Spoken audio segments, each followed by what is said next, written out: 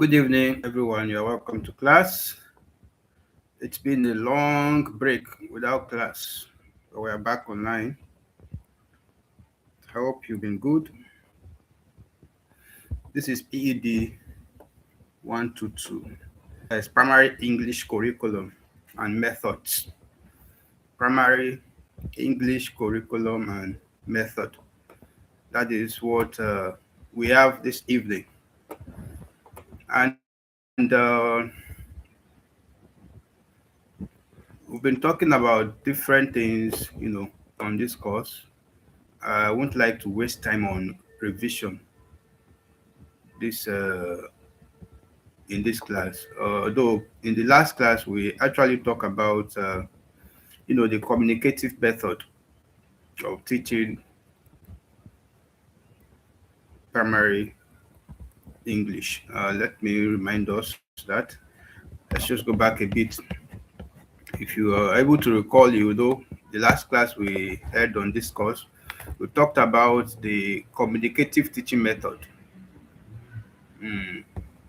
But before then, I think there are two of them. The first one is the audio lingua method, which we have talked about. Now we've done justice to that, and then we'll talk about communicative teaching method. So today our concern is, of course, the other type of language skill that we have, which is the teaching the oral skills.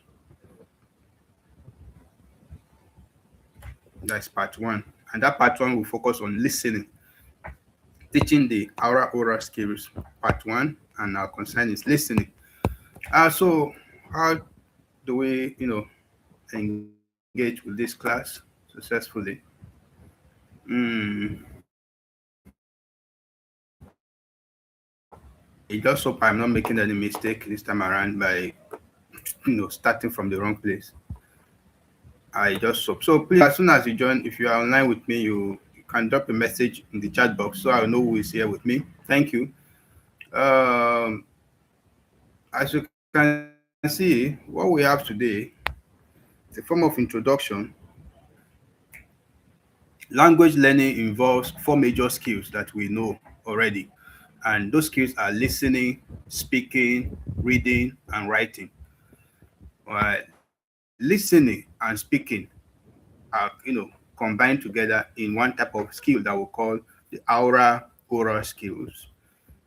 Mm, so while reading and writing, of course, they are on the other uh, side. So listening and speaking are called oral skills. What do we mean by aura? That's the AURAL. The aura means relating to the ear, anything that has to do with hearing, like the ear. That's what we call the aura.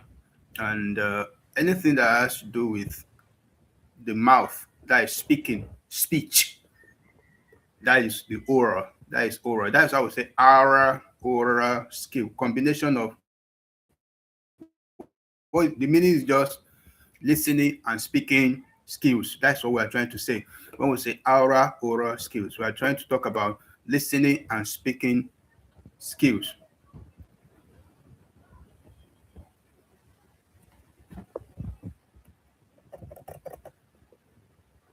Oh, I don't know what's wrong with this PC. Please, I hope you guys can see relate to the class. I don't know if you are here. If you are here, please type a message. Let me know those who are following. Anyway, so I have tried to first of all help us understand what we mean by this oral. It seems to be talking from Chinese or from German. Well, it's very simple. Aura, the first one, represents anything related to speaking. To hearing, the ear. Anything related to the ear is aura, while the aura is anything related to speech, the mouth, word of mouth, speaking. So, in other words, if you should change this topic, we will say teaching the hearing and teaching the listening and speaking skills, part one. Then the part one is talking about the oral skill, which is listening. And what are the things we'll be looking at here? Of course, we'll look at what listening is, goals of listening program, extensive listening, intensive listening, suggested activities in training listening, and then even listening comprehension strategies and factors affecting listening comprehension. So those are the things will be talking about or looking at in this class. So as a form of introduction, the introduction is somehow lengthy. I don't want us to waste much time on that anyway. Uh, the best introduction you should know is that when we talk about language skills or language learning, it involves four major skills that you must acquire rather, as someone who wants to learn the language skill. What are those skills that you must, have if you want to learn any language at all? You must, of course, have the listening skills, the speaking skills, the reading skills, and the writing skills in that language. So, of all these four skills that we mentioned, we have two of them that falls under the oral skills, and those are listening and speaking. So, we can say that listening is the first language skill a child normally develops. If we look at it in order of priority, the first language skill a child develops is the listening skill. Before a child learns to speak, or even write or read, that child will first listen to people around them or around him or her. That is the first thing the child, when the moment they are giving birth to, they can't talk yet. So the first thing is they just keep hearing this one make this sound, this one make that sound, this one say this thing, this one say that. So that listening in order of priority is the first skill a child develops. Let's take for an example now. If a baby repeatedly hears words like this around him or her when the child is still a baby, maybe the child start hearing things like mommy, like come, like sit down, like take it, like yes, like no. When the child hears all those things, time to time, frequently around him or her, with time, that baby will start connecting to those sound and what they mean and begin to respond. That's why you say as the child grows up little by little, so when you start saying, come here or sit down there, the child start to, respond. Why? Because the child have been hearing and listening to that or those particular commands and words over time. So let's imagine that a teacher in a class now says, open your English textbook to page 25. Read the first paragraph and underline the difficult words. Now, the learner who listens carefully will carry out the three instructions. What are the three instructions? One, open the book to page 25. That's the first instruction. If the student, listen, a student that listen will be able to pick out the three instructions from that statement. Let me repeat the statement. A teacher, walks into the classroom and says, open your English textbook to page 25. Now, that is the teacher talking to the student. Now, if a student was listening, that student that is listening will be able to do the following. The student will be able to open the book to page 25, read the first paragraph, and also underline the difficult words. Now, a learner, on the other hand, that merely hears what the teacher said, but doesn't listen to the teacher, may open the book but open the wrong page, or even fail to underline the difficult words. That is to tell you that we have a difference between hearing and listening. They are not exactly the same thing. For you to hear something and for you to listen to something, we are talking about two different things. Well, by the end of this lesson, let's remind ourselves our objectives. One will be identify the major listening skills, differentiate between extensive, describe activities teachers can use to develop listening, and even explain for teaching listening comprehension. You'll be able to identify factors affecting listening comprehension. And lastly, you'll be able to suggest ways of becoming effective listener that you'll be able to do as objective for this course. Now, let's go to listening. I would like to read to us first before we, go to any explanation. Well, according to the material here, listening is taken for granted because everyone uses the ears from birth. Hearing is different, so is therefore taken as being synonymous with listening. Right? That is a wrong one. Now, a new concern for development of specific skills are not very common, but television and classroom audio devices, lectures delivered orally are familiar forms of communications.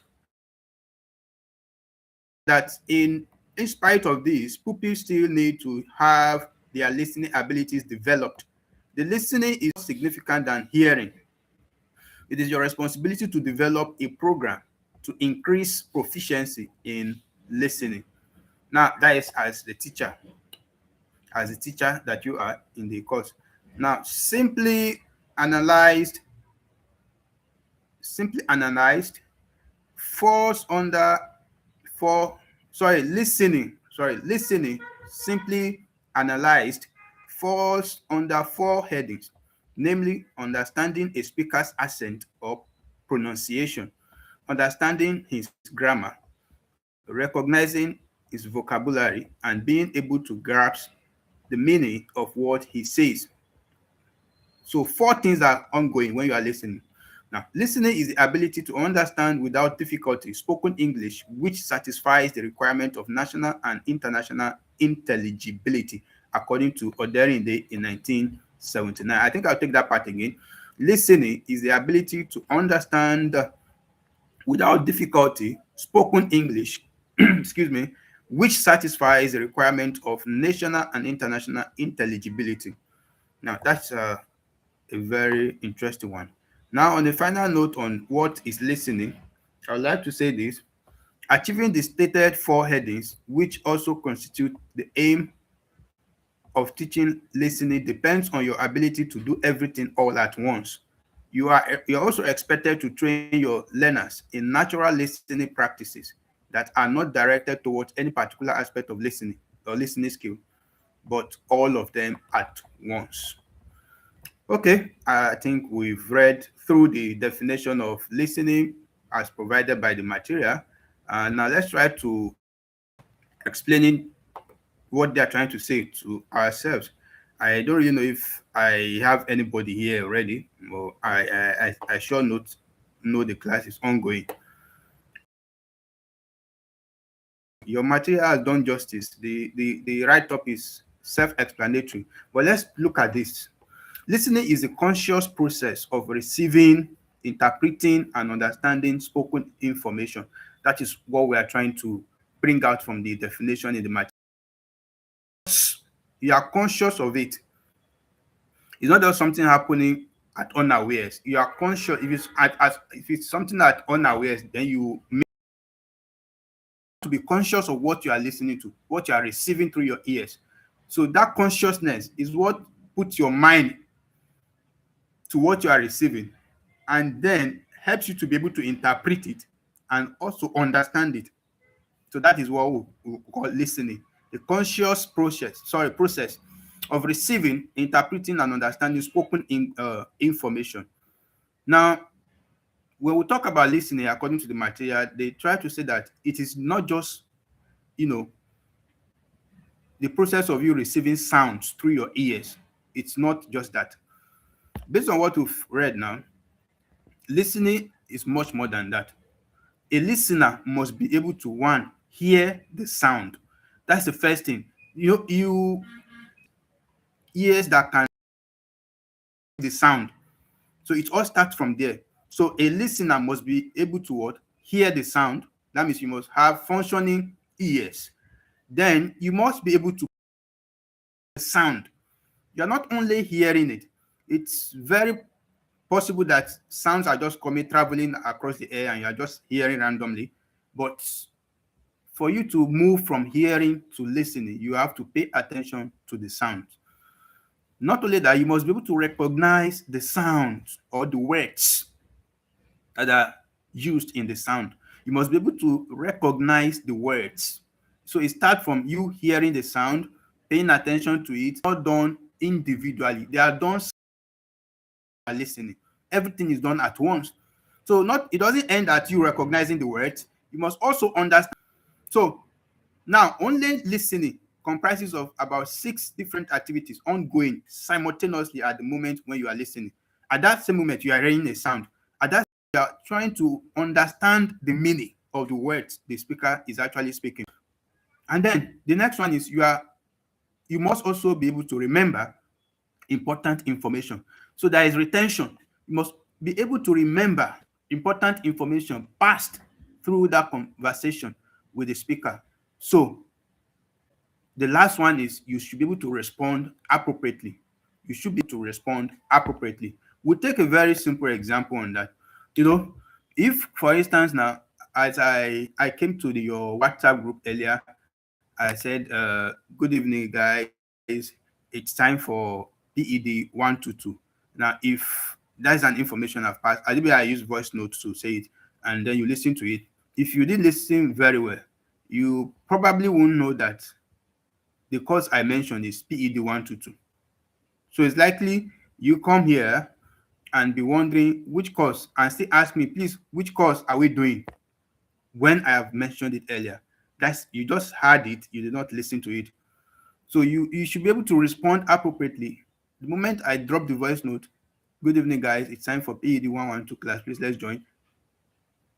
The response from you is that when I come back to the class here to initiate it, I should see that you're already in class to join the class. Why? You heard the sound in the voice note. You paid attention to it. You recognized the words I used there. You understood the meaning of the words I used there. Then you remember important information like it's time. What's the time right now? 5 p.m. So it's time means we are starting now.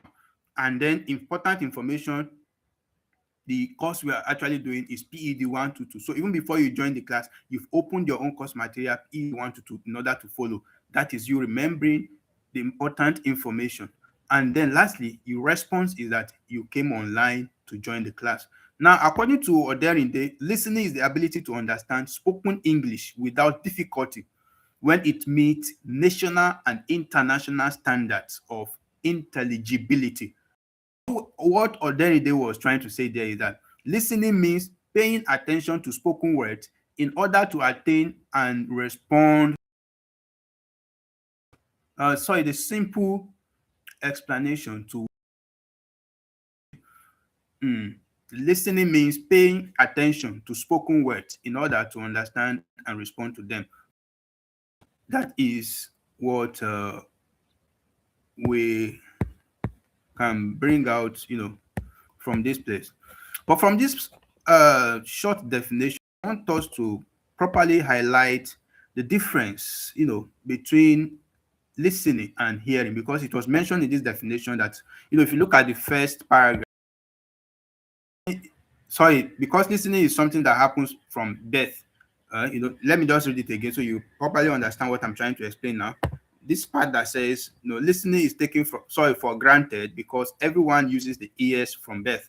So hearing is therefore taken as being synonymous with listening. And that's a kind of misunderstanding. For you to think that when you are hearing something, you're actually listening to it, well, that is a misunderstanding. And if you need to know this properly, you learn when to use the hearing and when to use the listening. Now, what use the words interchangeably that I'm hearing you to you, okay? Hearing and listening are different. So let's pick out some points from the two or about the two of them. Hearing is, of course, the physical ability as your ears are functioning and you can actually receive sounds through your ears. You are a hearer. You can actually hear what the person is saying. Have on that note, listening is much more than that. Listening is the mental process of sound. Hearing is just being able to physically receive sound. Listening is the mental process of understanding sound. So you see the difference between the two of them. Another difference is that hearing may happen without effort. I mean, you are passing on the road, somebody is saying something over there, and a music is playing over there. So long your ears are not blocked and you are not, deaf, you will definitely hear the sounds traveling around that doesn't even concern you. Your ears will definitely pick them because your ears are functioning. So without effort, you can hear. But to listen, it requires attention and concentration. You have intention for committing your ears to that sound that you are listening to. So listening requires attention and concentration. So if you are in a class and you are hearing, you'll be deceiving yourself because at the end of the day, you will not gain anything. So hearing does not always produce understanding.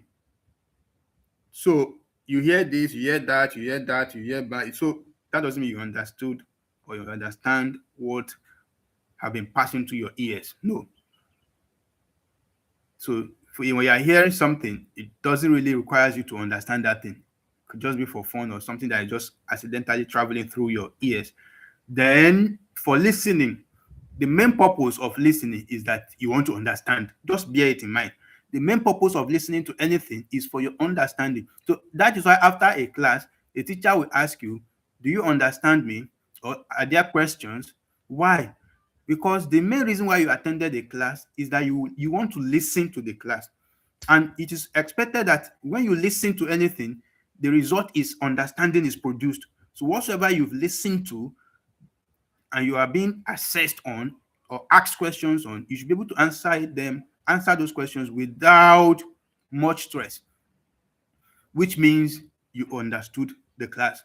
So while hearing doesn't require you to understand anything, but on the main purpose of listening is your understanding of that subject matter you are listening to. So it's hearing may be accidental, like you're actually passing on the road and some people are actually chatting but making it loud, not in a solo way. They're actually shouting up. Some people are fighting there. So your ears will pick those things, we hear them.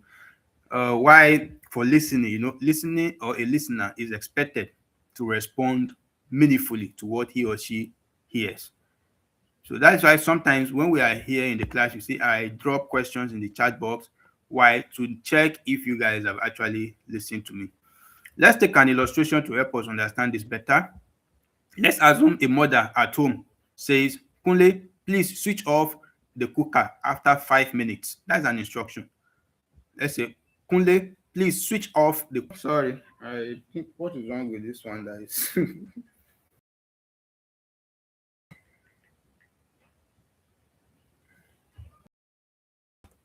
Kunle hears his mother, but is concentrating on a football match, for instance. Maybe at that moment, Kunle says, Kunle, please switch off uh, the cooker after 5 minutes.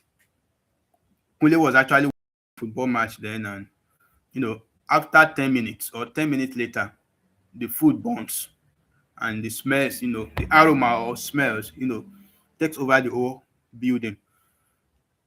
What happened then? Kunle heard his mother.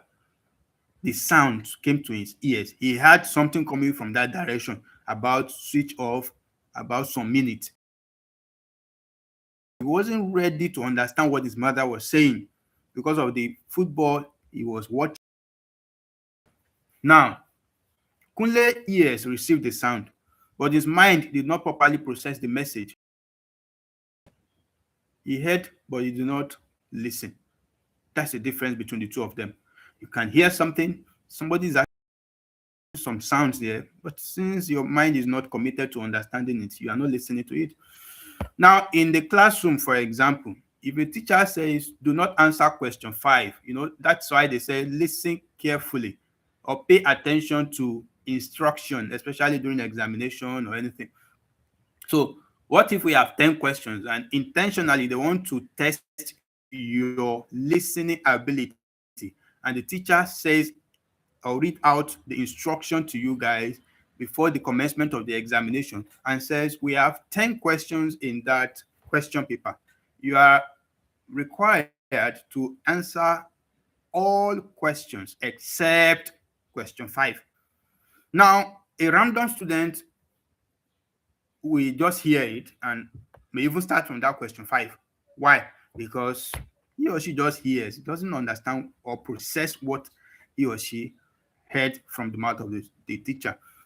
So, but if a pupil listen carefully, automatically in the mind of the pupil, isolate question 5 from the questions he or she will answer.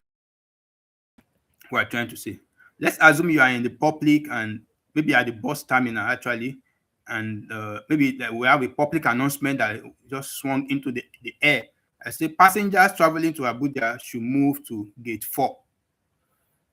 A passenger who listen will move to the correct gate, while a passenger who is distracted will miss the bus, because by the time the one who is distracted and did not listen to the announcement will come to his own consciousness, the bus would have near Abuja and then just, when did they make the announcement? I was hearing something, blah, blah, blah, gate 4, but I don't know what they're actually saying about. Why? Because you did not listen. It's very simple. It's because you did not listen. It's so funny today that I am here alone doing my class alone. Those concerned with this class, they are actually not available, I think. They must be unavailable. I'm saying Madam Titi already messaged me. Check the group. You see, this is what we're trying to say. She messaged me that when are we going to start our classes? When are we going to resume our classes? And I'm already in class, and I dropped it in the group that you guys should. Okay, sorry. She's just saying it now.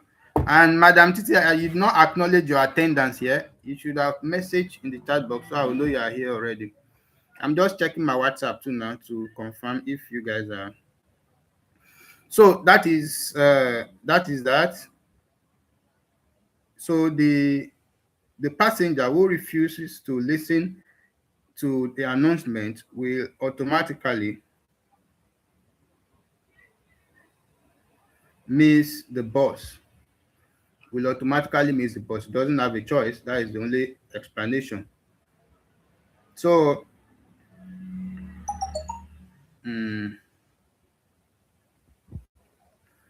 excuse me. Let me quickly.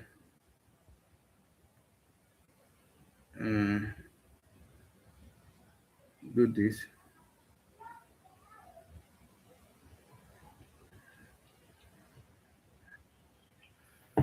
All right. So, Madam Titi, if you are here, let me know, please.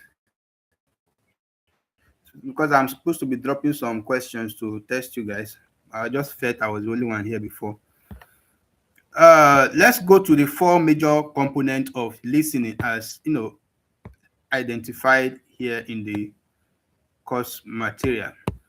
Say this is where I'm talking about now. It could be under 4 major headings. When we talk about listening, you may be talking about something under 4 major headings. So let's talk about them. What are those major headings? Now, for a learner to understand spoken English, the learner must be able to do 4 things. That is the main point here. The learner must be able to do 4 things. And what are those 4 things the learner must be able to do? One is the learner must understand the pronunciation or accent. We can call it accent or accent, anyone you call it. Now, what does that mean? That a learner, in order to be able to understand spoken English, must understand pronunciation or accent. Now, the listener must recognize words as they are pronounced. That is what we mean by pronunciation. For instance, the word or the word water may sound slightly different when spoken by Nigerian, British, or American.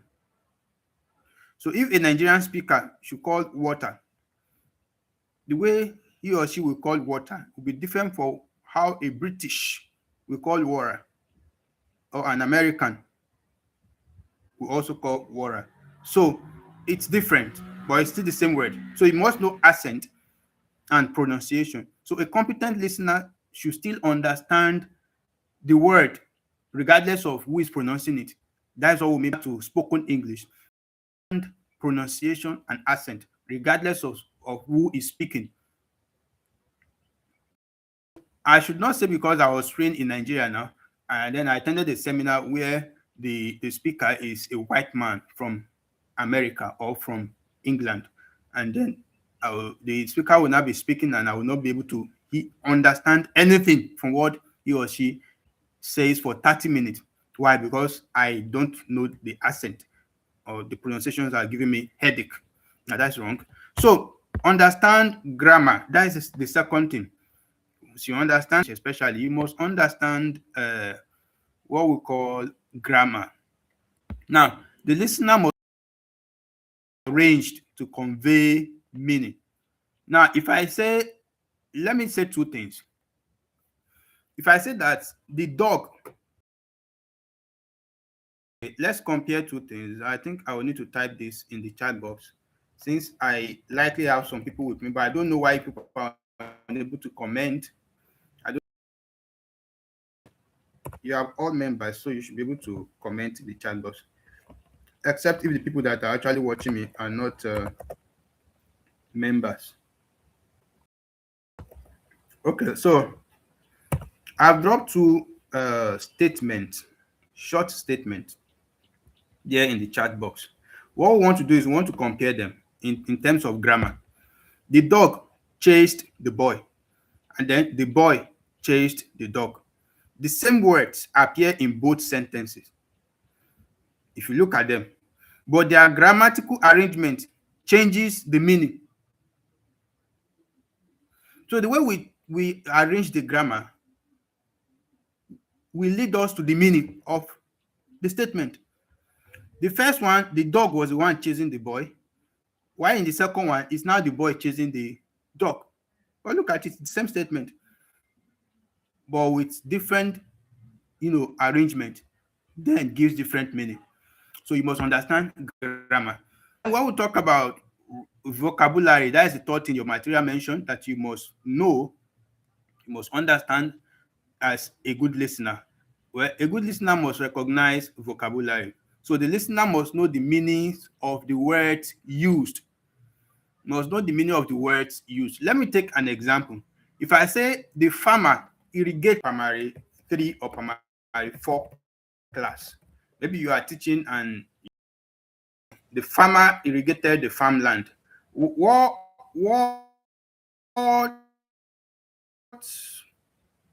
do you think will happen if your learner does not know the meaning of irrigated? So a learner who does not understand irrigated may miss the meaning of the sentence, because if you remove irrigated from that place, from that sentence, then the sentence become incomplete. You likely not understand what the person is saying. So the farmer irrigated the farmland, speaking volume. So that irrigated is the main idea there. If you remove it because you don't understand grammar, then you will not understand vocabulary, then you will not get the point. So a good listener must understand and recognize. You should be able to complete message. A good listener must be able to grasp the complete. And what does that mean? No, recognizing individual words in a sentence is not enough. You as a listener must consider in order to understand the speaker's main idea. For instance, now, if I say dark clouds have gathered, the wind is becoming stronger and people are closing their windows. That doesn't mean I am speaking directly about the rain that is coming. No, what when I say that, it doesn't mean that I'm directly saying that rain is coming. No, but if you are a good listener, you'll be able to bring out that point, that possible meaning from that statement. So that clouds have gathered, the wind is becoming stronger, and people are closing their windows. Doesn't necessarily mean that I am trying to tell you that rain is coming. I may be talking from another point. You know, it may be a figurative statement, but you must be able to infer that as a listener. Now, the importance of listening in education. The importance of listening in education. That is what we want to go to. And he said, is listening of any importance in education? And before we go into that, we'll likely do something by looking at the goals of listening program. What are the goals of listening programs? We have two basic goals of listening program. These are the places in your material you need to put your mind, because it may ask you in the exam, how many goals of listening program do we have? Or even in TMA, you should know that we have two basic goals of listening program. One, okay, let me quickly read them here before we try to explain them to ourselves. First one is to help learners acquire skills necessary for enjoyable, thoughtful, and profitable listening experiences. And of course, the second one is to develop attitude that encourage continuous self-improvement in the skills even beyond school. Listening is therefore an important academic skill. It is a primary language tool in your learner's life. This is why you must teach your learner listening in the best of your ability. That's not where it ends. We'll finish the reading. Let's continue. So, in order to achieve these goals, you need to identify teachable listening skills and to specify the understandings and attitude the school will promote. You also need to decide at what school level each of the identified teachable skills will be introduced, emphasized, and reinforced. Some school textbooks have done this for you, but where this is not the case, you must develop a program that will aid comprehension. If your learners are interested in what they hear, actively try to make sense out of it. There is, therefore, what will be called detailed listening practice. This is linked to what the learners do in all classes and at home. There is also room for fairer listening practices. Freer listening practices in which the hearer is concerned primarily with following a story or finding out from a message or record being listened to. The first type of listening will be called extensive listening, while the second is intensive listening. Wow, that makes sense. And I think this our reading is very, very sweet. Now let's try to understand this better. The first thing there is we are trying to talk about the importance of listening in education. That is the first concern we have. Excuse me. The importance of listening in education. I want to get something clearly. Is it that you guys are unable to message? Is it that you guys are unable to message?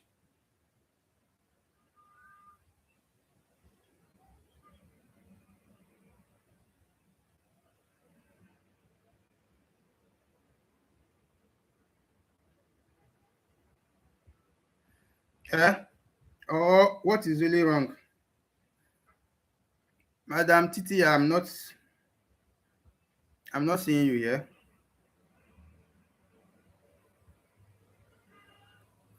I'm not getting any message.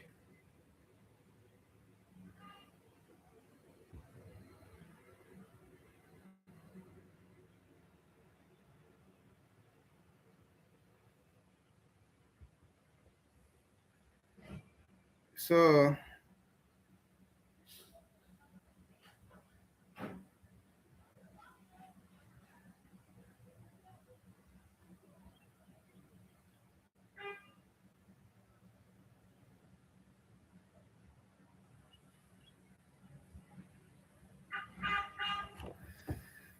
All right, so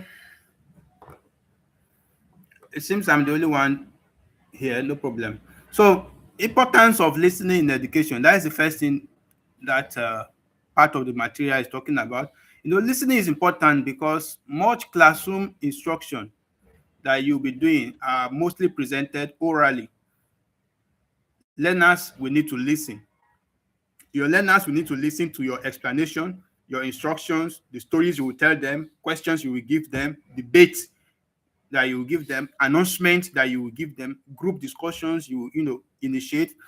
They will need to listen to radio and television programs. They will need to listen to online lectures sometimes. They will need to listen to recorded classes or lessons sometimes. So listening is very, very important. So a learner with poor listening skill may find it difficult, to understand lessons or even follow instruction or even perform well in examination. So listening is very important. Listening supports speaking. Children learn how to pronounce words by listening to other speakers. So, for example, after hearing the teacher pronounce education correctly several times, learners are more likely to pronounce it correctly themselves. If probably before they don't know how to call it, they have been, fighting hard to get the real pronunciation of education. Education. So, if the teacher have been saying it repeatedly in their ears, eventually they get the pronunciation and then they'll be able to pronounce it correctly. So listening supports speaking. Listening supports reading. Now, when learners learn to no sorry listen to a story, for example, they learn new words, they learn new sentence patterns and ideas, similar written passages. So that is how listening also supports writing. How? A learner who remembers accurate details from an oral can use those details when writing. You've heard teacher earlier on. Now you are saying something that relates to education in what you are writing and you want to write it down. You remember what you've heard before when you were listening on education. Your teacher already gave you a definition and said the meaning of that thing is education. Now you are looking at your book, you are writing, you are saying something that relates to that. Automatically your brain reconnects to what you've heard on education and then you write down education. Now, listening supports social relationships. Listening supports social relationship. For a good listeners make speakers feel respected. Let's take an example. For instance, when a friend explains a problem, a good listener will maintain attention while his friend is trying to give that explanation. A good listener will also try to avoid interrupting that his friend until his friend is done speaking. And then when the friend is done speaking, a good listener will ask relevant questions only to what the friend has just finished, saying, not irrelevant questions. Questions that the friends will not say, what is the need for this question? Or no, there are some people that are very funny like that. And even a good listener will be able to respond to the actual problem. So that is how listening connects to social relationships. Another thing we'll bring out from this part is that listening promotes safety. Some instructions may be understood, sorry, must be understood immediately because they are emergencies. For example, you say, do not touch the wire.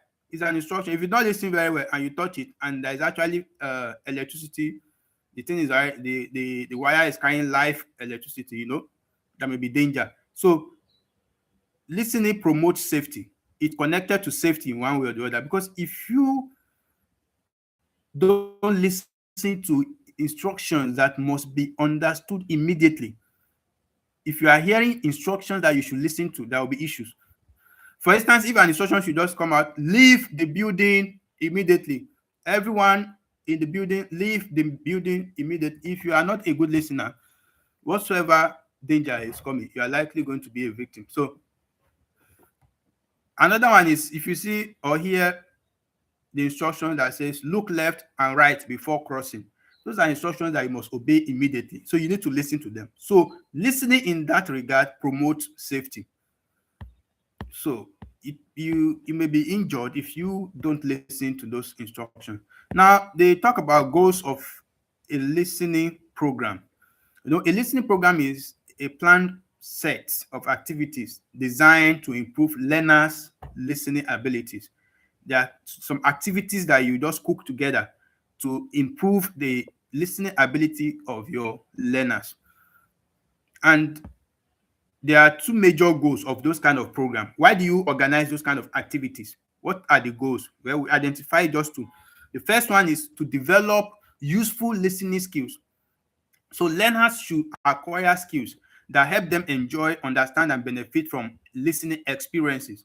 They should be able to, of course, follow instructions, understand stories, identify main ideas, remember important details, interpret a speaker's intention, take useful notes, probably distinguish facts from opinions, and they should be able to respond. Don't forget that the result of listening is that you should be able to respond to what you've listened to. That means you understood what you've listened to. Then the goal number two is to develop positive listening attitude. The first goal, you say we have two goals. First one, to develop useful listening skills. The second one now is to develop positive listening attitude. And what I'm trying to say here, a good listening program should encourage learners to pay attention to others. Positive listening attitude. When you are listening to someone, you are supposed to know how to listen so that when somebody is making a serious speech, you will know that you are not meant to interrupt. You must maintain eye contact. You must pay attention. You must be following. You only interrupt when the person is done and gives room for questions. So you should a good listening program should encourage learners to do that, to pay attention to others, and also to respect different opinions.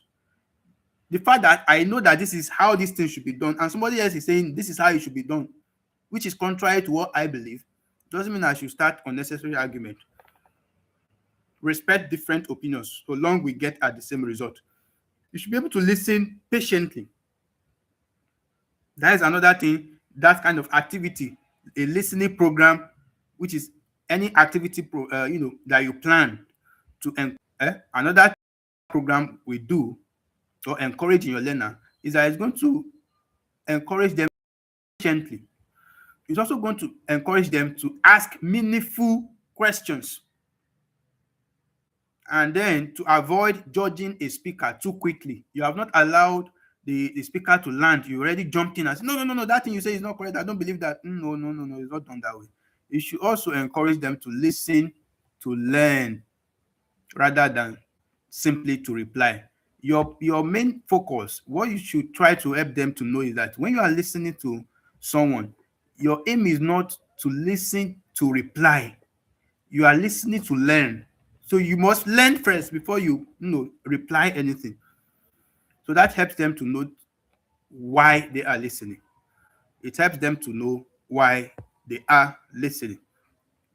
I really still don't understand why I'm unable to see any chat in the chat box. I am even somehow confused now. Maybe I've made some settings that is causing that. So what teachers should consider when you are doing that kind of activity in the class, that activity that we call the listening program. Don't forget, we say the listening program is just any activity that you plan to improve the listening abilities of your learners. So what are the things you should consider when you want to plan that kind of activity? Maybe you have never planned it before. You may want to plan one. What are the things you should consider? One, the particular skill to be taught. You must know the skill you want to teach them. They're all listed here on this paragraph so that we'll better understand it. The first thing we can identify from that paragraph is the particular skill to be taught. So the learner's age and ability is another thing you must bear in mind. So we are planning a listening program for primary 2. You should not use the same mindset for when you are planning it for primary 5. So their age or ages rather and abilities should be put in mind or bear in mind. So another thing is the material to be used. You must be selective in the material that you will use. And another thing mentioned there is that the type of listening and the intensive listening, we will still get there.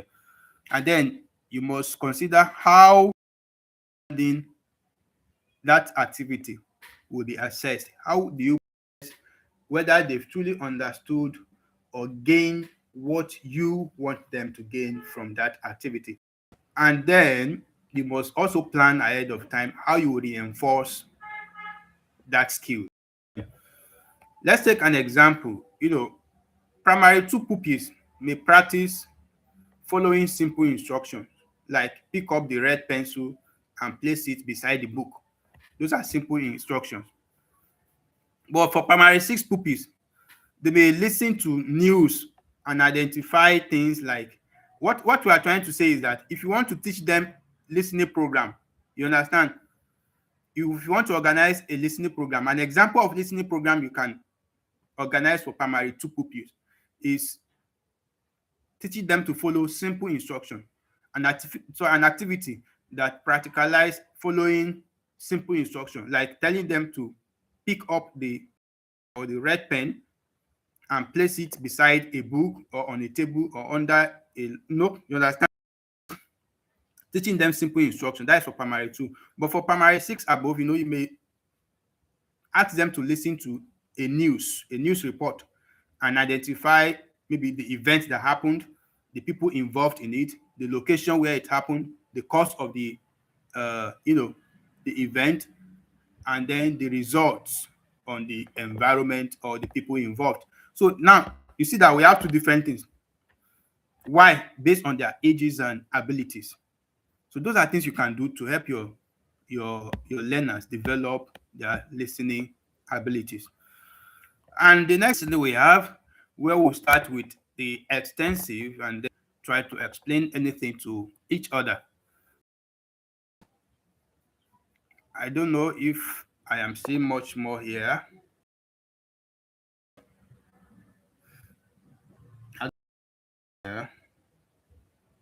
Much more here. That's what I want to confirm. Okay, it's like I'm still here. I'm sorry we are extending our class beyond 45 minutes. I think you people should note that it is necessary. It's been long we've had any class, so let's do something reasonable today. Now, extensive reading, which is the next thing we want to talk about. Sorry, listening rather. Extensive listening. What I'll try. Now, in extensive listening, the purpose is to give the learners plenty of opportunities to develop and exercise the listening skills in as ways as possible. Now, the test here need to be detailed. The learner listens because he enjoys the listening passage and is interested in the information in it. Materials to be used here should be varied. Text taken from books or magazines, recording are useful sources of spontaneous conversation. Listening materials aimed at giving practice in making sense of unscripted language can also be specifically made if incompetent users of English language are. Now, another thing, remember that variety has to do with both topics and different kinds of language, accent and dialect, different styles of talking, and so on. The language content may also be controlled due to how advanced your learners are. You do not lavishly have to follow the set syllabus of a teaching course. Passages should contain both familiar words and phrases as well as new words and phrases which your learners have to make sense of. Now, when conducting extensive listening class, you can follow this procedure. 1. Introduce your learners to the reading passage. A picture a demonstration, etc. may be used. Some keywords are to be taught for understanding. This step is aimed at putting the learners in the right frame of mind. It is not detailed and long. So that is that on extensive listening. Now we've done justice to the reading. Let's look at it now in our own understanding and try to criticize it. Now, what we mean by extensive listening? Well, it involves listening to a relatively long passage, mainly for general understanding or general information or even enjoyment. That is what we mean by extensive listening. Now, the learner does not have to understand every single word. The main aim is to follow the overall passage. The main aim is for them to follow the overall passage. Now, let's take examples of extensive listening as identified in your material. We have, they be listening to things like story, maybe a radio program, a television interview, a podcast, recorded conversation, a folktale, a speech, a documentary, a drama, or even a school announcement. Now, those are the things that can be used for extensive listening. Now, let's take an example. If the teacher tells the story of the tortoise and the birds, at the end, the teacher asks the following: who were the main characters? Where were the birds going? What did the tortoise do? What lesson did you learn? Now, the questions test general understanding, not every word that is used in the story. That is what we mean by extensive listening. They listen, just for general understanding or even for enjoyment's sake. But after that, you will still test them generally on that uh, passage, not because you want to test their understanding of each word, each sentence, or each vocabulary used there. No, you just want to know how generally they've been able to assess or comprehend that passage. So, characters of extensive listening, as identified by your material. Extensive listening usually involves longer material. It's not a short, note. Usually, they are longer materials, and they focus on general meaning. Extensive listening focuses on general meaning. Extensive listening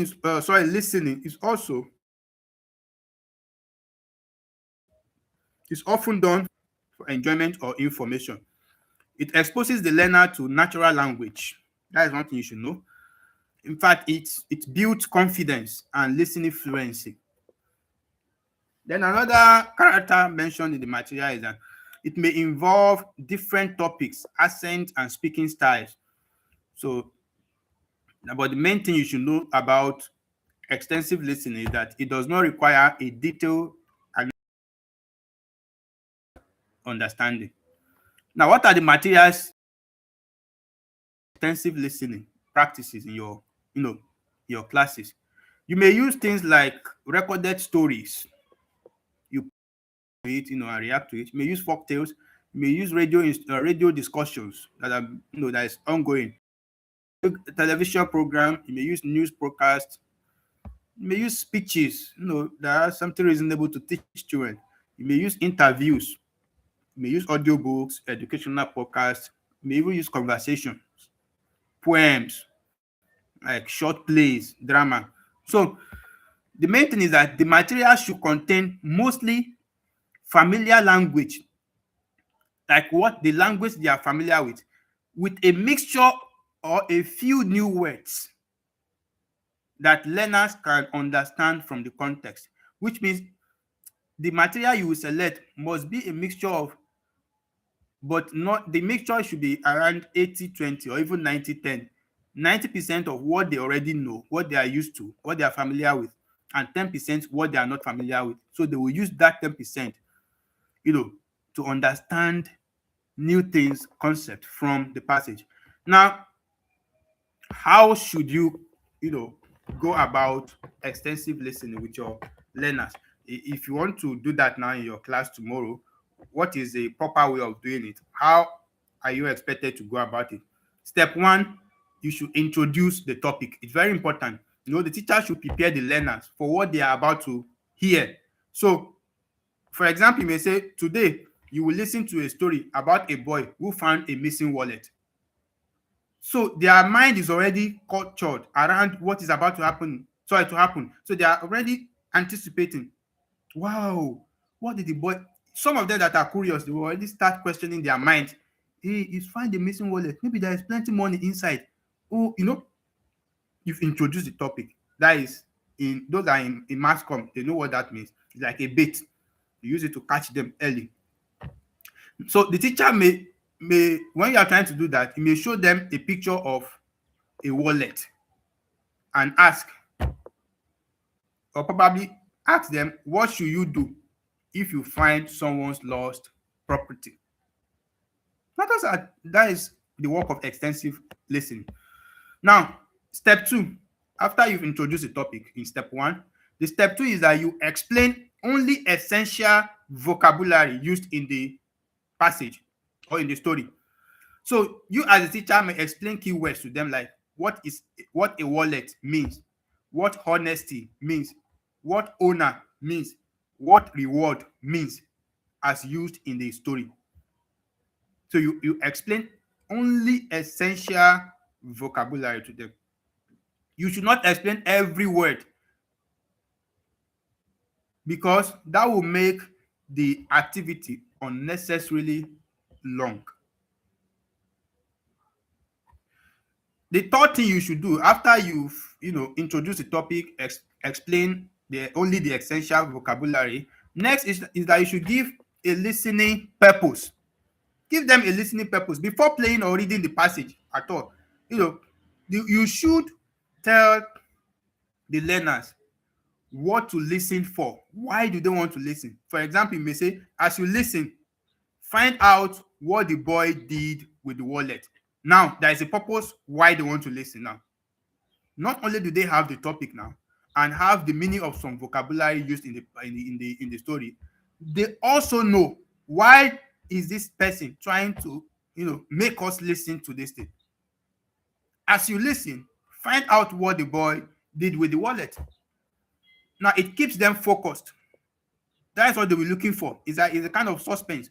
It keeps them focused till the end of the story. They are looking for what the boy did, especially if the story hid what the boy did with the wallet at the end. It means they will listen till the end patiently. The fourth step you should do is present the material to them. You should read naturally, or even play the recording to them to listen directly from the recording. So your presentation, you should present the material to them. If you say reading material, you have to read it naturally, as if it's occurring, as if you're acting the drama. Then step 5 is you have to check general understanding. The teacher should ask broad questions, such as what was the story about, like who was the main character, what was the main problem. You can ask them things like how was the problem solved, like what lesson did you learn. Now you are checking general understanding of your learners. The last step is you have to discuss the message that the story is trying to pass. Learners may discuss the moral or relate the story to their experiences. So that is the discussion part. And if you have done that, you are done with extensive listening. I know you people are already bored because I'm taking this class very long. I'm sorry, we are 15 minutes, in fact, more than 20 minutes above time. It's intentional. These are things we should have done. I think we'll skip a week or even more. Now, for intensive listening, I think I should release you guys now. Let me not be too. I'll release you guys. It's okay. We continue for intensive listening in the next class. So in the next meeting, we'll start from 3.1.2, intensive listening, and that is on page 34 of the material. Page 34, intensive listening. 3.6 on this class. Because I've not been seeing you people chat in the chat box. I don't know what's the issue today. But this brings us to the end of the class. In the next class, we continue from intensive listening. Well, thank you for your time. Thank you for attending, and rest of your evening. See you in the DST 102 class tonight.